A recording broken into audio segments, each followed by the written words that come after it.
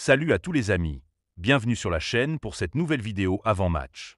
Aujourd'hui, on parle d'un match très attendu. Le Real Madrid reçoit l'Espagnol Barcelone. On va revenir sur toute l'actualité autour du Real, les joueurs qui font leur retour, l'état de forme de l'adversaire, ma composition probable et bien sûr mon pronostic pour ce match.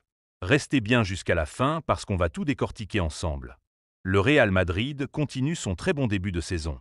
Malgré quelques blessés ces dernières semaines, l'équipe a montré un visage solide et reste dans la course au titre. Le grand retour de Jude Bellingham. Après plusieurs matchs d'absence, Bellingham revient dans le groupe. C'est une excellente nouvelle parce qu'il était l'un des meilleurs joueurs en début de saison. On ne sait pas encore s'il sera titulaire, mais il devrait au moins jouer une trentaine de minutes pour retrouver le rythme avant le derby madrilène qui arrive la semaine prochaine. Camavinga et Endrick de retour. Camavinga revient aussi, mais avec un temps de jeu qui sera probablement limité. Endrick, lui, manque encore un peu de condition physique, donc il pourrait entrer en fin de match. Gestion de Mbappé, Vinicius et Rodrigo.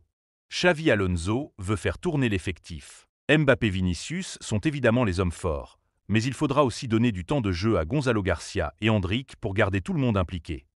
La confiance est là. Le Real reste solide à domicile et veut confirmer avec une nouvelle victoire pour rester en tête de la Liga.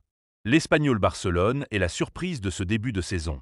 Invaincu depuis le début du championnat avec des victoires contre Osasuna, Majorque et même l'Atlético Madrid. C'est une équipe qui marque presque à chaque match, mais qui encaisse aussi beaucoup. Leur défense n'est pas toujours très solide. Absence importante. Leur meilleur buteur, Mia, est suspendu pour ce match. C'est un coup dur pour l'Espagnol et une bonne nouvelle pour le Real Madrid. Malgré tout, attention. C'est une équipe en confiance, capable de surprendre si le Real ne joue pas à 100%.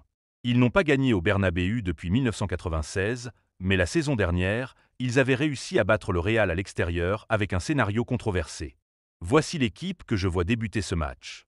Gardien, Courtois. Défense, Carvajal, Militao, Alaba, Carra. Milieu, Tchouaméni, Valverde, Arda Güler. Attaque, Vinicius, Mbappé, Mastantuono. Bellingham devrait entrer en seconde mi-temps pour retrouver le rythme. Camavinga aura probablement quelques minutes également. Je ne vois pas Endrick jouer beaucoup, peut-être 10 à 15 minutes à la fin si le match est déjà plié. Xavi Alonso veut garder tout le monde impliqué et surtout éviter les blessures avant une série de matchs importants. Début de match sérieux. Le Real devra marquer tôt pour éviter tout stress inutile. Bien gérer les retours de blessures. Pas question de précipiter Bellingham ou Camavinga. Rotation offensive. Mbappé, Vinicius, Rodrigo. Tout le monde veut du temps de jeu, mais il faudra trouver l'équilibre. Attention au contre, l'Espagnol aime jouer vite vers l'avant. Sans Mia, ils seront peut-être moins dangereux, mais il ne faudra pas leur laisser d'espace. Je vois bien une victoire du Real Madrid, probablement 3-1 ou 4-1. Oui, un petit but pour l'Espagnol, parce que c'est une équipe qui marque beaucoup. Je pense que Mbappé va marquer, Vinicius également avec au moins une passe décisive et j'aimerais bien voir Mastantuono débloquer enfin son compteur. Si Bellingham entre, il pourrait aussi marquer en fin de match, c'est bien possible. Voilà les amis, c'était mon avant-match pour Real Madrid, Espagnol Barcelone. Dites-moi dans les commentaires votre pronostic et votre composition idéale.